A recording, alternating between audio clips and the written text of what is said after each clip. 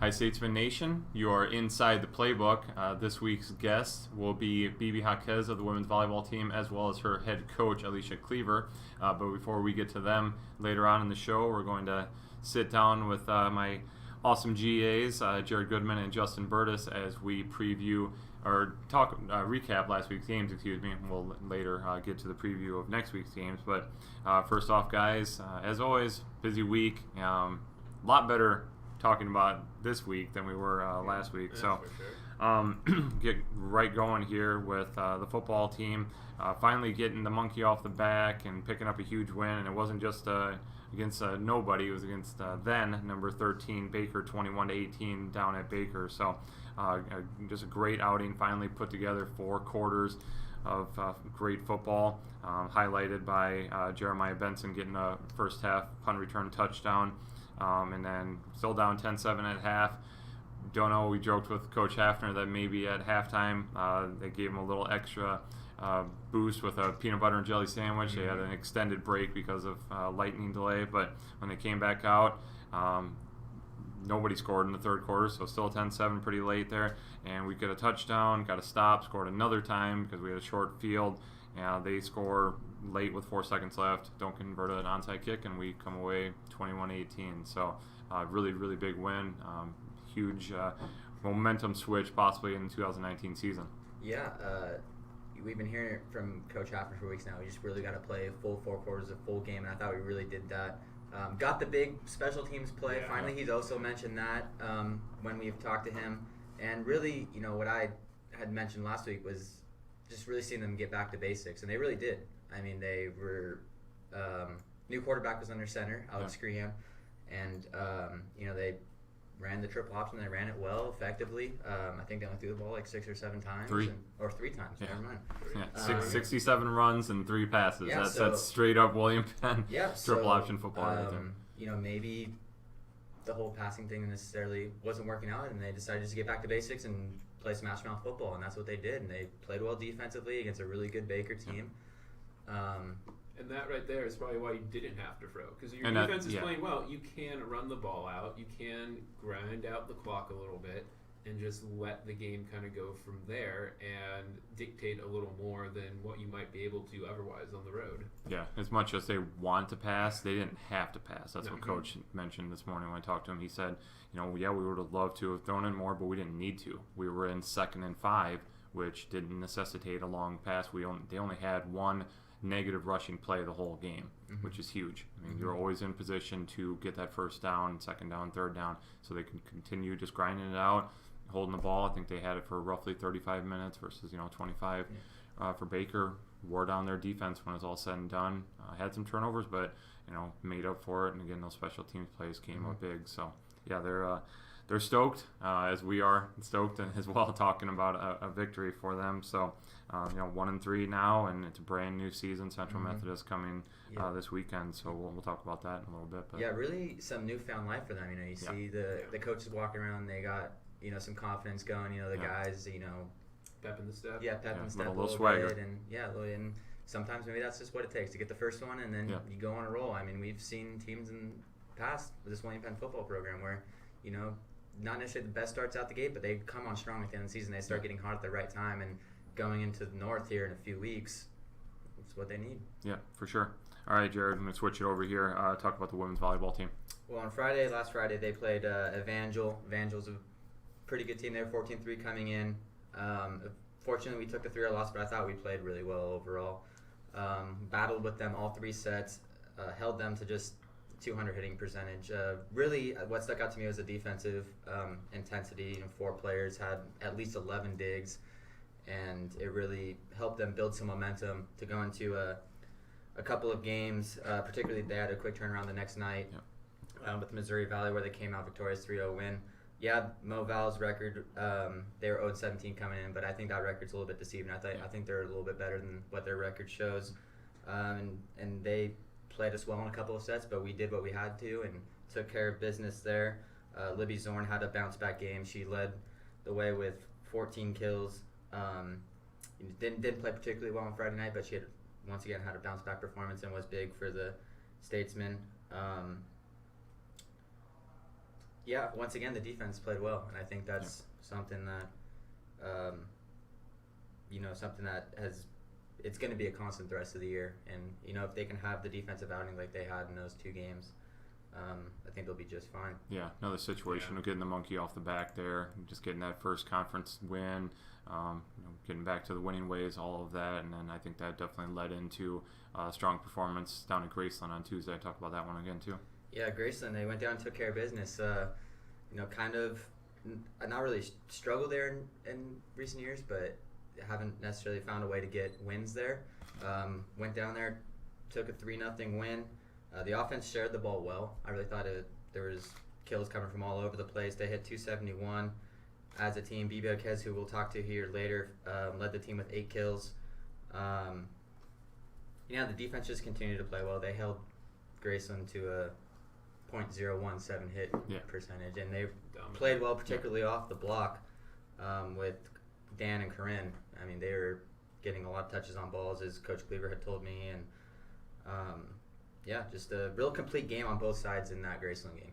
Yeah, definitely. No, a great win going down there, beating teams that you got to beat, and that's the name of the game right now. I mean, it's not. Fortunately, you're not going to face the Central Methodists and the Grandviews every night. You're going to get the Gracelands, not taking anything away from them, but the Gracelands and the Missouri Valleys, and you got to beat those teams when you get the opportunity. So we got it done. We saw Graceland coming in, or at least I did when we had the saw them at the tournament. Classic, yeah, and so maybe that seeing them before, you kind of got a little more advantage, being able to scout them a little bit because they're right there in your home court. Yep. Or one of them at least. So that's at least something.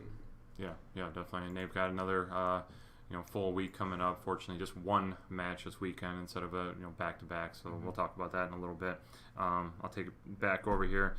Huge week for men's soccer. Kind of getting into our Murderers Row week and a half here. That's like the rest of the schedule, though. Yeah, and it really is in the heart. I mean, when you're talking about Central Methodist and Missouri Valley, we've talked about many times them both going to the national championship game last year, and you've got so many other teams that are really, really high quality. But Benedictine first on Saturday. William Penn, I don't want to say squeaks out, but anytime you win against a near top 25 team, they were 26, you beat them in overtime at their place. That's huge. So 2-1 win there. Luis Amasquita got a goal in the first half. They answered to force overtime, and then Kenny DeVisca ends up getting taken down in the box in overtime, leading to an Eduardo Bonato PK. William Penn wins 2-1.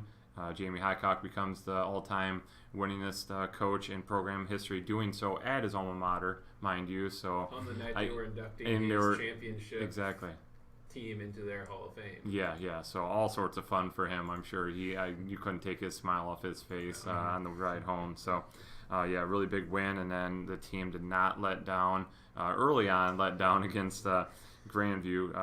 I'll let Justin, you can talk a little bit more about this game since you went up for that doubleheader. But William Penn beating the rival Vikings 6-5 in overtime. Yeah, and that was last year. Of course, it went to overtime. It won Game of the Year at the Statesman Award Show. And they moved the game up a few hours because the field, their normal home field, was unplayable. Right. So they moved it over to one of the other just generic soccer fields. So there wasn't any live streaming. There was no internet. There was no power outlets, nothing. So it was hard at times. There wasn't even a scoreboard, so you didn't even know what time it was. It was all on the referee. So it was kind of hard to keep track of things. I was very grateful that they come down with them, cover both games, and if you saw me tweeting it was all wrong or whatever, it's because I was going crazy and riding the highs and the lows right with them. It was exciting. They started out slow, and if you watch some of their game with Culver Stockton, you could tell that they were on top of it, controlling the game. Culver Stockton had a lot of possession. Yeah, they got a couple shots, but nothing where you're like, oh, that was dangerous until they gave away the penalty. This, though, it was kind of 50-50 at the beginning. Then they gave up a foul about halfway between the goal box and the halfway line. They literally just crossed it in deep to the back post, and one of the guys just jumped and headed it in. You're like, okay, that's a foul, silly goal, whatever. Then another similar play happens where they drive down, get a cross in, and they head it home past Munoz, and now you're like, well, shoot, now you're down 2-0. Yeah, like 10 minutes in. I mean, it was pretty quick. It was rough. They did get a goal back, foul literally right above the 18-yard box. Bernardo steps up, and I'm pretty sure I got on Twitter, at least it was on the Instagram story, of him striking beautiful penalty, not a penalty shot, but a penalty kick up and over the wall into the top corner. 2-1. We then give up a penalty. If it's pro soccer, Jonathan Riley gets away with it. He goes to ground, he slides, and he gets the ball, but because he also kind of gets the player and he went to ground, the ref said penalty. You get what you get out of a collegiate referee. I mean, they're not pros. So. Back, though, by he had a working off a concussion, injury in the St. Ambrose game, so that was great to see him back out there. I think Akram's very close to returning as well. So you get into the half 3-1. I was over on the sideline and I listened to Jamie Highcock's halftime speech, which was probably very intense, to say the least. Rightfully so. And there was some anger in those words, trying to get his guys motivated. And it took 6 minutes into the second half for them to figure it out. And at the start, they were all over Grandview. They had nothing. They were pressing the whole time. 2 goals in 2 minutes in the 51st and 53rd minutes. Kenzie Davitska finds a rebound, puts it in. Eduardo Bernardo dribbles the top of the box, shoots, scores another great goal. So now he's got 2 in the game. It's tied at 3. Then they get another penalty kick in the 77th minute, which they score, which at that point I was like, oh, great. That's probably it. Right. 13 minutes to go in a hard game, on the road, all these things. Yeah.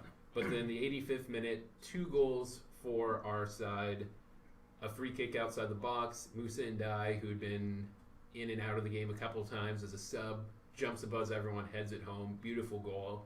I think that's only his first, maybe second goal of the year. It was his first. Yeah, his first goal of the season. And then literally on the next rush down the field, I forget who was taken down. It might have been Kenzie, it might have been someone else, but we get a penalty kick in our favor. Bernardo steps up, blasts it home, so he gets a hat trick on the day. Yeah, first ever, which says a lot for a guy that's a dynamite player for us. So. Yeah, and then 3 minutes later, when you're thinking, yes, we've got this, just stand tall, and you take a big win, they literally go down the right side and just lob the ball in, and I'm not quite sure how it found its way in, but it bounced, hit off someone. You saw 2 of our guys jump for it. You saw Munoz jump for it. It just managed to miss all of them and hit the top corner. And I talked to him afterwards. He said, I had to laugh that off because I don't know how that went in. Yeah. It was silly. It was weird. It was whatever.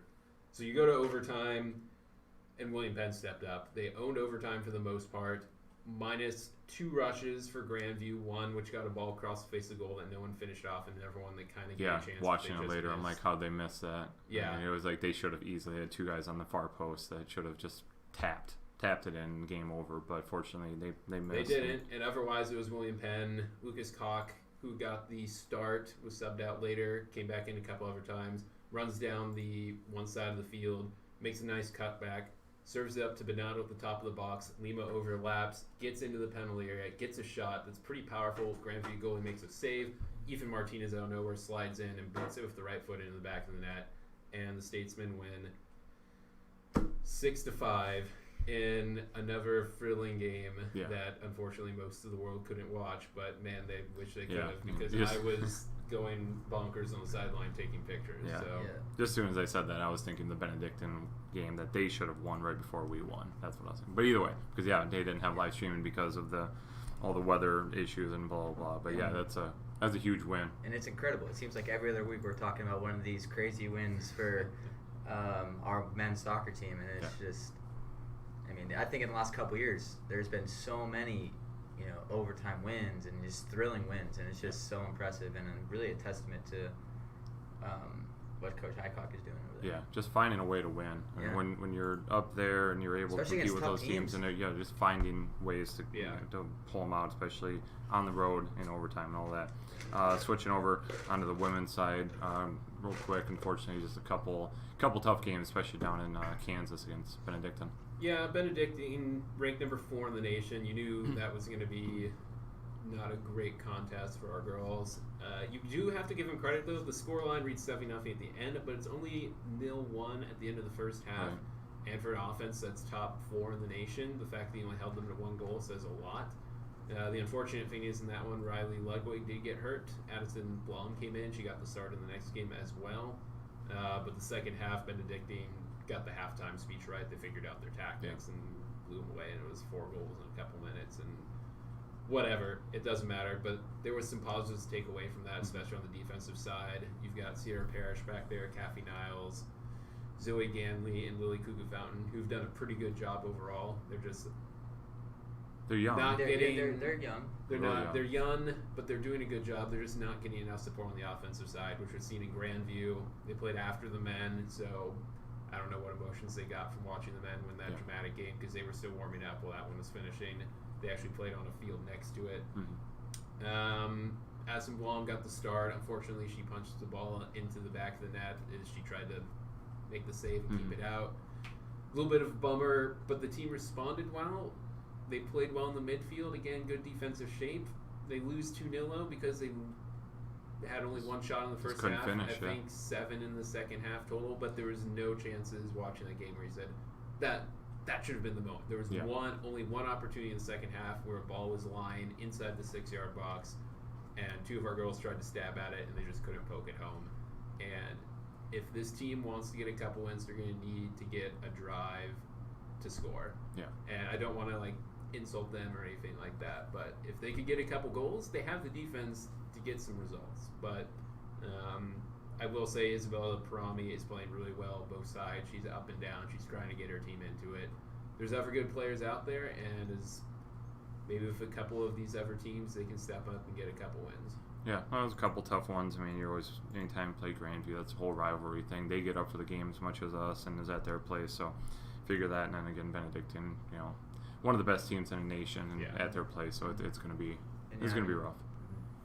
Just harp on again, this is a really young team. They're kind of going through some growing pains a little bit right now, but we've seen flashes of how well they can play. You mentioned the game against Grandview, they played really well, and they just couldn't finish on the offensive end. And so we'll see. They'll have an easier road in a little bit. Baker coming up, and so we'll see. Cross country's off. I'll talk about men's golf real quickly here. Cross country's still off for another week actually. Men's golf finally gets the season going, and this is going to be something we'll talk about for the next few weeks of very much a mixed varsity team that they're putting out there with a couple guys that won't be ready to go until the spring. So you're going to have to take this with a grain of salt, their results here this fall. They actually played well, but imagine what if they had a full team, what they would do. But 2nd out of 10 at the Crossroads of America Invitational down in, I think, just outside of St. Louis. Ali Stanway goes in the red twice, 68-69, wins the tournament, so that's huge. Starting off his senior year. Spencer Tucker in the top 10 at 146. But again, it's going to be a little weird fall, but it's preseason anyhow. It's really you have to look at it with golf. So they're gonna figure some stuff out. They'll see who else wants to be part of that varsity once it comes springtime. But it was still a nice 2nd place finish to get things going.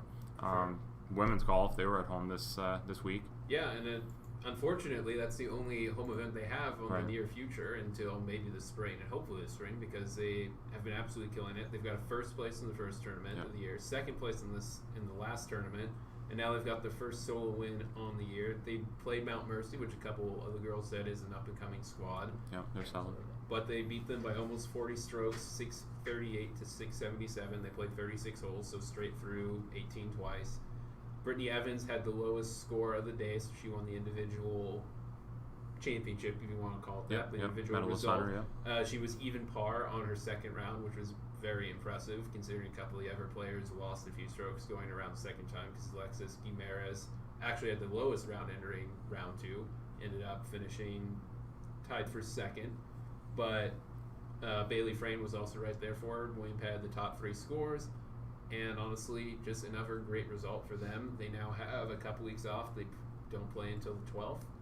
So more time for them to work on the range, get a few more rounds at Edmondson, which is, Coach Rhymes was saying, one of the hardest courses they play. The next one is going to be a real challenge. It's a TPC, the Players Course, one of the big ones down in Deer Run. So if they can prepare well at home, that should be a really good tournament for them to really figure out how good they are compared to some of the other teams.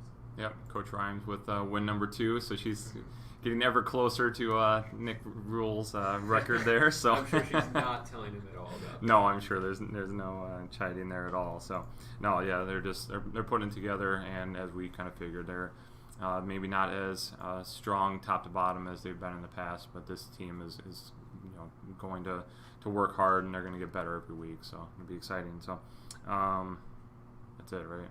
We got everybody? Yeah. That's a lot of teams, so make sure we got everybody. It was a good week. It was a good week. It was a good week. It's a really good week for Statesman. So, all right. When we come back, these guys, one of these guys, Justin, will step off. Jared will remain with us, and we'll bring in head women's volleyball coach, Alicia Cleaver, as well as student athlete BB Jaquez. You are inside the playbook.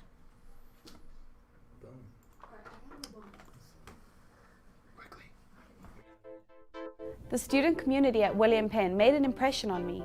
It's a real statement that you can come here and be part of something real. You have the opportunity to participate in activities, to be involved, to make a difference on campus. The coaches are awesome. It's easy to play for coaches that care about you. It gets more effort out of you because you appreciate what they do. The real experiences at Penn have helped shape who I'm going to be when I graduate. I work harder because I want to be part of the conversation in class. William Penn gives me the freedom to be who I am now and the tools for who I want to be.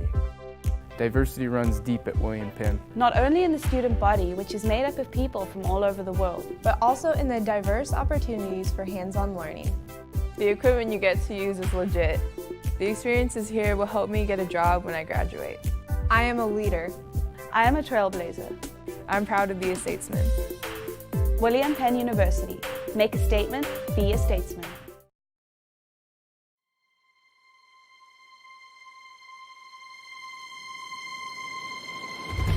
Aleesha. It's our community, and we're thankful to be a part of it. Telling its stories, sharing its smiles. We're building community, keeping you informed, giving you a voice, letting you know you're never alone during the victories and the losses, happiness and pain. For tomorrow's a new day, and we'll be there, working for you, ready to tell your story. That's our commitment. It's what we do, now and in the future, because we're always on. We're Aleesha News.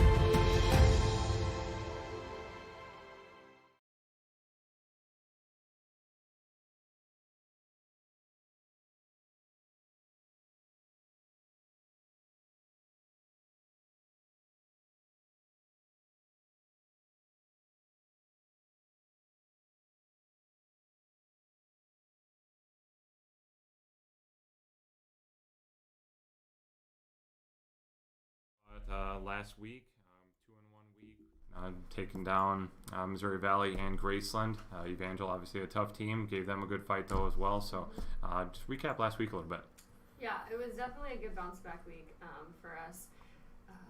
The first one against Evangel, I thought we bounced back well that night. We played well, we just didn't quite finish, get over that little hump.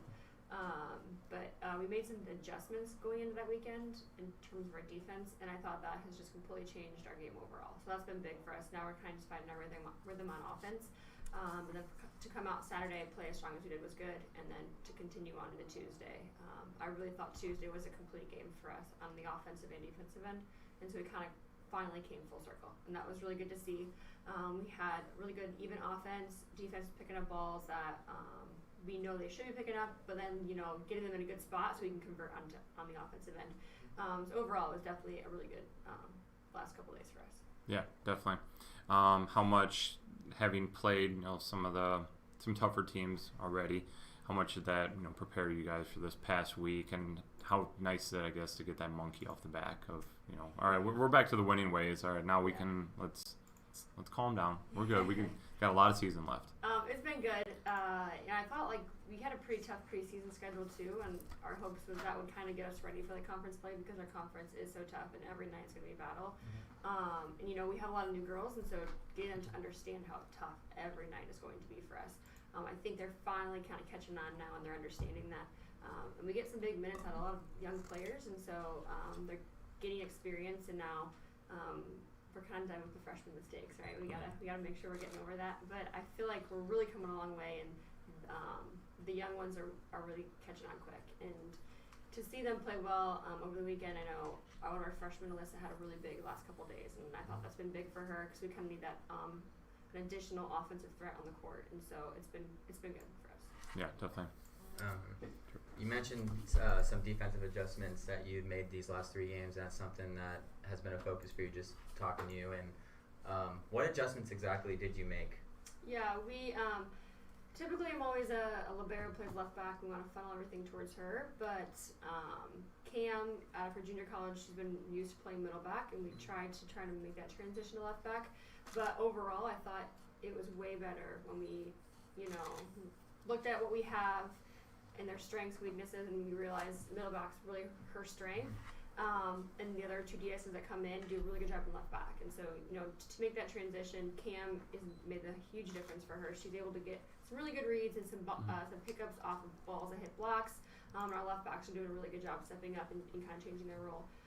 But overall, it's been a world of a difference. And I feel like we're able to get way more touches on balls and convert way more balls now that we kind of made that adjustment. Yeah, kind of getting that scrappiness back a little bit that you had mentioned, I feel like we have always kind of been a defense-oriented team, and we've been known for scrappiness, and I don't think, we kind of lost that for a couple of weeks, and we're really trying to find a way back to that kind of play.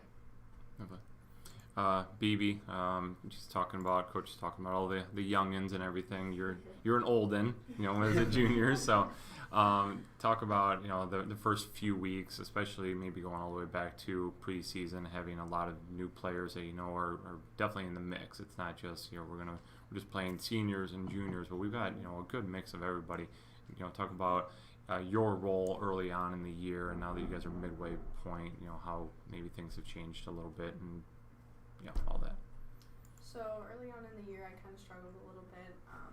I didn't really know where I was going to stand. I didn't know if I was going to be a hitter, back row. It was kind of all over the place. So it was kind of just finding that confidence in myself. Obviously, we have a lot of great players, young and old. So I knew it wasn't going to be easy to get back to where I was, but it definitely helped. Yeah, you're working off and probably will all year, kind of dealing with some nagging injuries, etc. But I'm stealing this one from Jared. I know he was probably going to ask this, but just talk about now that you can say how healthy you are, but now that you're healthier, how important has that been for your confidence level? Of I know I can just go out and not worry about that and just concentrate on playing ball. It's helped a lot. We have a really great athletic training staff, and the beginning of the season, I took some time off, played defense. I think that really helped out. Being healthy helps out a lot. Builds confidence. You don't really have to worry about if your shoulder's going to go out on you that game or not. So it definitely helps out a lot. Yeah, kind of important to have a shoulder when you're a hitter, right? Exactly. Coach, let's talk about this upcoming week. Grandview. They're not the Grandview that they were last year, thank goodness, because that was a that was a team. But obviously, still really, really strong program over there. They come to town tomorrow night, and then you've also got Clark, who just beat Grandview. So you've got a rough week coming up. Not rough. Let's go tough. Tough week coming up because it's gonna be a good week for William Penn. But let's preview those 2 teams a little bit for us. Yeah, it was nice to have them play on Tuesday, so we can kind of see them both. Very fresh. We're excited for tomorrow night. Obviously, Grandview is an incredibly tough team. They just look a little different this year. They have a lot of new kids and young kids, but they're still incredibly strong. Very scrappy on defense. They get touches on balls. You think you're down, but they're going to get there. So we really have to make sure we're matching that intensity on defense. On the offensive end, we have to be aggressive and swing hard, and we can't just rely on placing balls smart. Right. We got to make sure we're swinging hard, seeing the block, getting after it. But really, we just got to play our game and give ourselves a chance there. Make it close. I think that we can serve aggressive on them and try and get them out of system, and that would definitely help us. If they're, not being able to swing on the net, they have to be, 5 feet off. That will definitely help. But I'm excited for the game to kind of see how we compete against something of that nature. Then moving on to Tuesday with Clark. We're at Clark, so we get a nice little drive up there. But I'm excited for that game as well. They're a really tough team too. I think we match up really well with them. But they have, probably one of the top outsides, if not the top outside, in the conference. She's returning, and she's a really nice player. She puts the ball away, everywhere on the court, back row, front row. So we got to make sure we know where she's at, putting up a good block, and just being scrappy on defense too. So I think our defense is something that's going to be key for us moving forward this week. But I think to give ourselves a chance, it's got to be on the offensive end. We've got to make sure we're being efficient, we're being effective, and we're putting the ball away. Yeah. BB, Grandview coming to town. It's for every sport.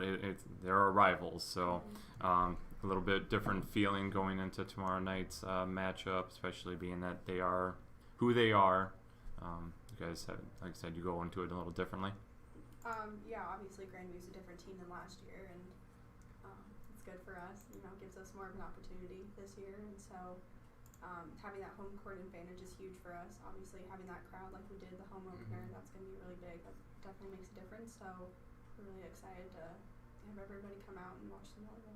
And I'm sure there's going to be a good-sized crowd there. Yeah. Seeing that's against Grandview and football's at home again. Yeah, it helps a lot. Yeah, when teams are home too. Yeah, Coach. Real quick, just I wanted to ask you talk about BB's development a little bit.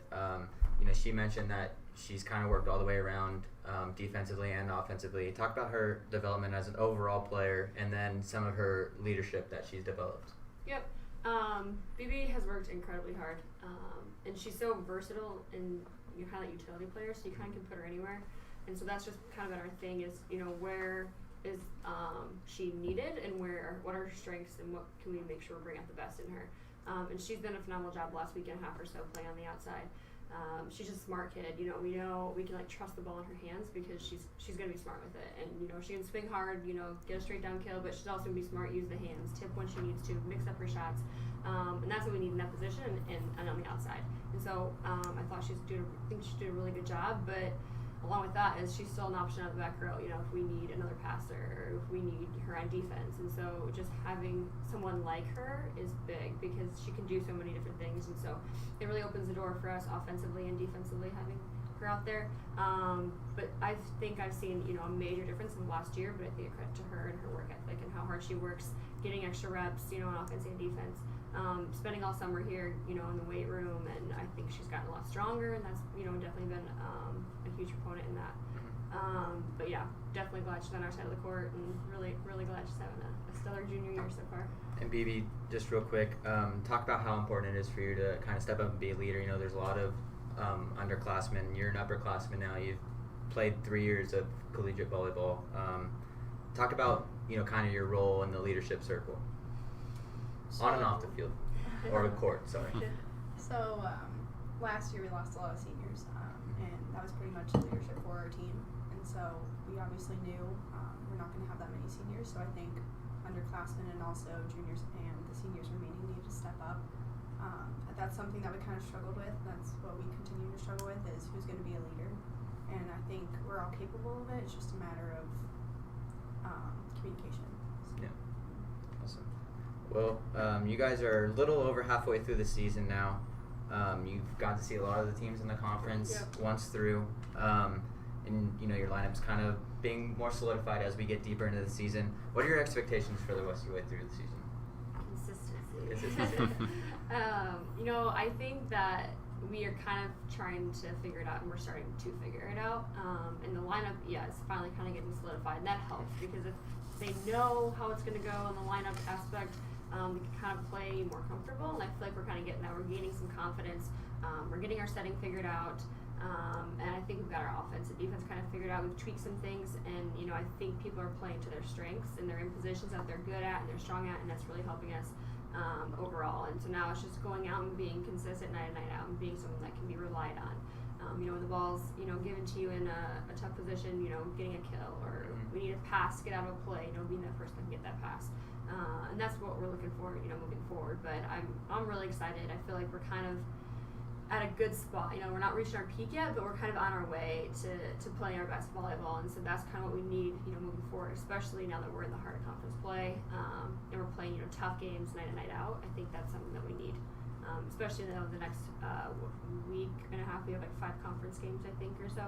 So we definitely need to have a good showing here in the next couple matches. Okay. Do you want to knock out your big questions? Yeah, here we go. These are for BB. The Furious Four. We did these yesterday with Coach Cleaver on our podcast. By the way, check out the podcast. It'll be up on Apple within the next couple days, and also on YouTube. Nice plug. That was a good job. So what's the name of the podcast? Coffee with the Statesman. Coffee with the Statesman. Okay. So, BB, question number 1. Describe Coach Cleaver in one word. Intense. All right. Number 2. What are your hobbies outside of school and sports? Well, if it was summer, I would say my dog. My dog's back in New Mexico just because of the busy schedule, but just hanging out with friends, you know, working. Relaxing. Yeah. All right. Number 3. What is your all-time favorite movie or movies, if you can? The Avengers movies. The Avengers movies? Nice. Oh, Good call. Yeah. That's one of Wade's favorite movies. Some of Wade's favorite Big movies. All right. You could sit down and have dinner with 2 people, past or present. Who would it be? 2 people. Anybody. Celebrities. Past would be my grandpa. Okay. Present. Can I get like 2 past? Yeah, it can be anybody. Literally anybody that lived or died. I mean, anybody in the Anybody. history of the world that you could. Michael Jackson. All right. That's a good one. I want to know what questions your grandma would ask Michael Jackson. Actually, now I'm like, yeah.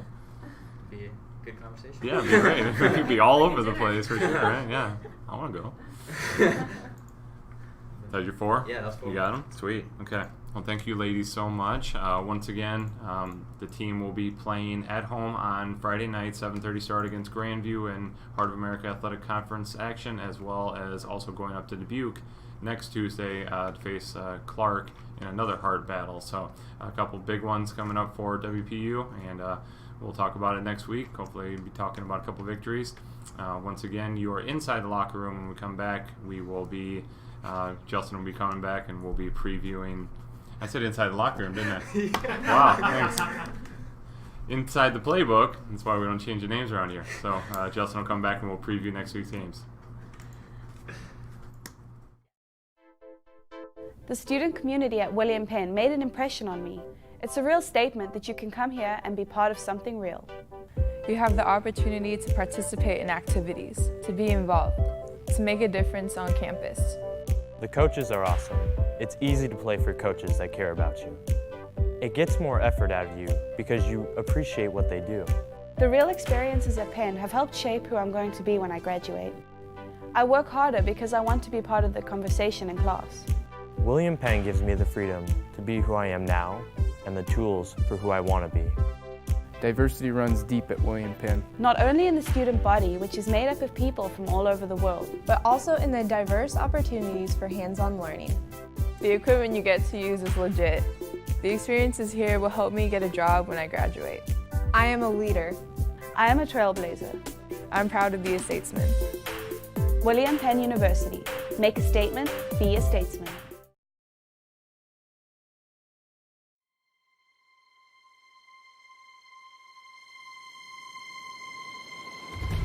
Aleesha, it's our community, and we're thankful to be a part of it.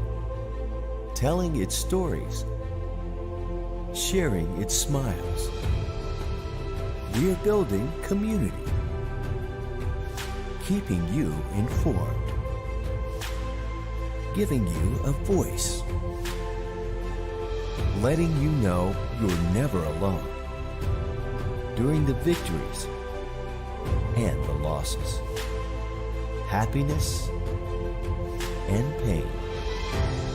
For tomorrow's a new day, and we'll be there, working for you, ready to tell your story. That's our commitment. It's what we do, now and in the future, because we're always on We're Oskaloosa News.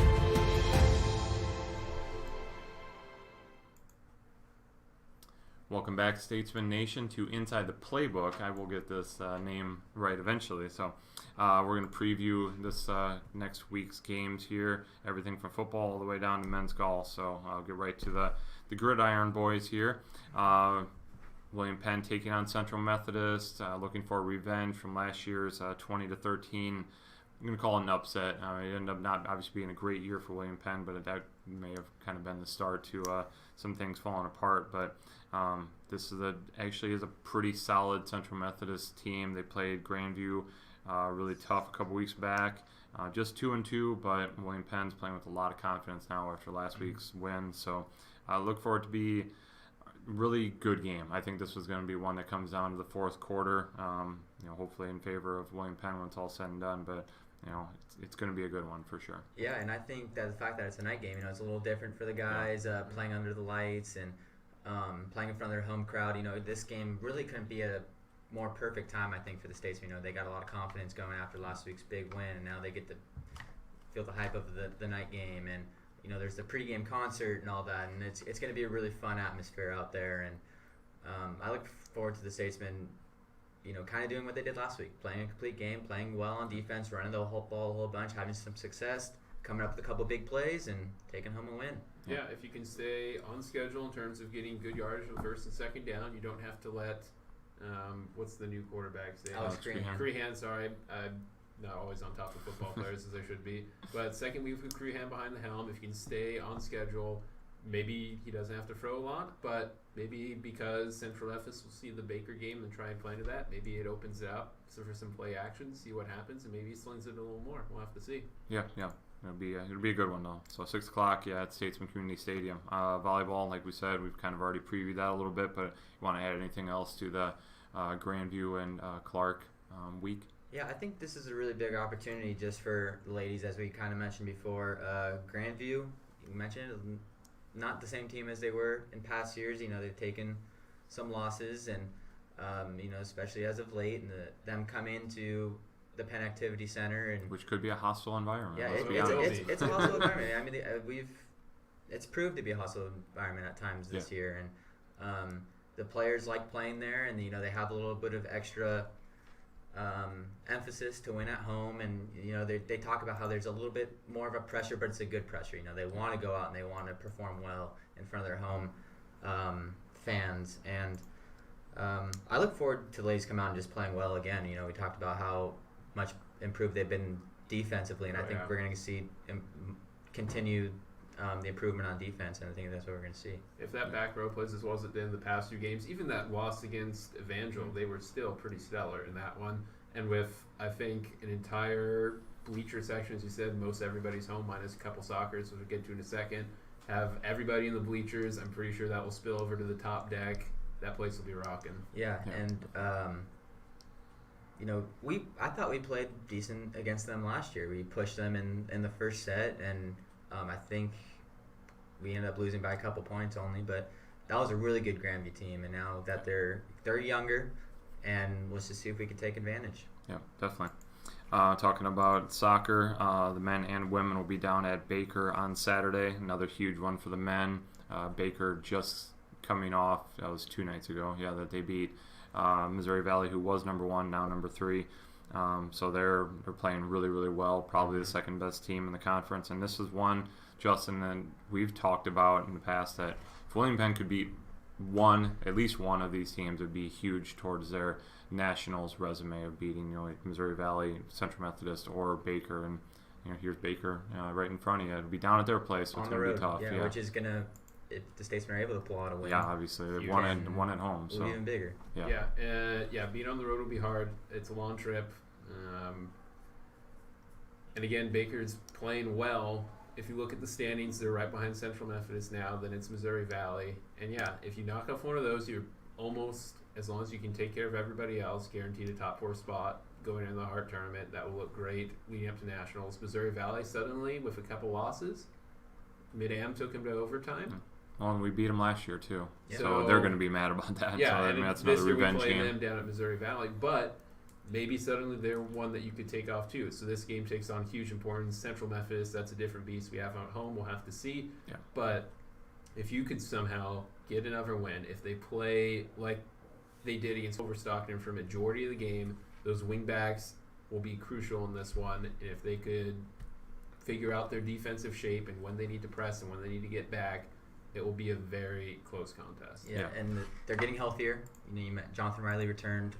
Ackham's really close. Don't know if we'll see him this weekend or not. But and at some point, they're going to get Miguel Barbosa back in goal. And not to take anything away from Austin Munoz. Great keeper. He's won back-to-back Player of the Week award, so he's obviously but just more great. depth. I mean, but that's going to be good for us to have another person. Yeah, and don't underestimate this team's ability to win the big game. I mean, it just seems like we're able to do that when it matters. I mean, we definitely play up to the occasion.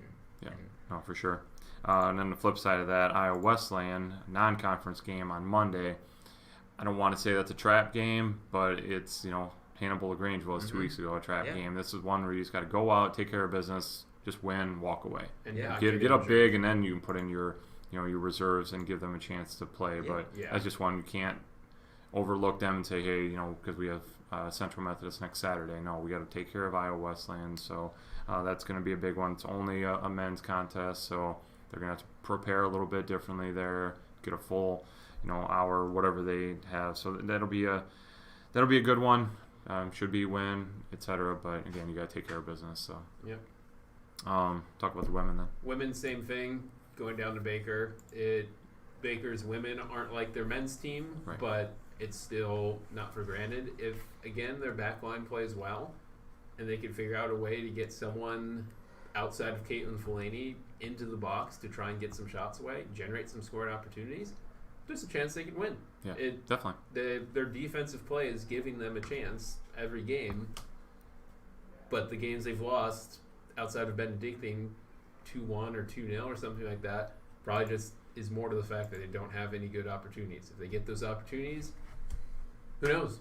Yeah. So look for different players to come in. Isabella Davies, Brittany Severson, Anna Matthews, other combinations.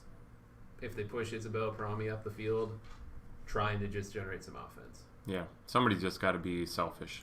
You hate for having a selfish player, but sometimes selfishness is a good thing. Not necessarily selfish, but just step up. Step up, aggressive, whatever. But that's where you take a negative connotation word and make it a positive. They need to just go out and put your foot do something behind the ball and shoot it at the goal. I'm a hockey fan. You get shots on goal. You go to the dirty areas and you see what happens. Yeah. Make it messy and see if you can come up with something at the end for sure. As I mentioned, cross country is still off another week, so we'll talk about them. Preview theirs next week. Then men's golf. I know you said women's golf's off. So the 12th of October. Right. Yep. Men's golf, after starting late, now they're back-to-back weeks. They'll be going back down to Missouri into the Lake of the Ozarks area, playing at the Portachima Invitational, which was going to serve as a conference preview for the team because that's where conference is going to be next April. But again, it's going to be with a totally different team. So I'm not sure if Coach Tucker is going to do something interesting and bring some additional individuals down to give them experience, a chance to play down there as well, or at least see the course. Not sure how that's going to work, but either way, it'll be a good tournament facing a lot of probably conference teams there. So that'll be next Monday and Tuesday. But anything else, guys? Wrap it up. It's been a great week. Let's hope it's another good one, right? Yeah, definitely. A lot of opportunities for a lot of wins and some big wins for everybody. So, yeah, we'll see. Once again, for Jared Goodman and Justin Burtis, I am Wade Steinloggy. You are inside the playbook. Until next time, go Statesman. Go Statesman.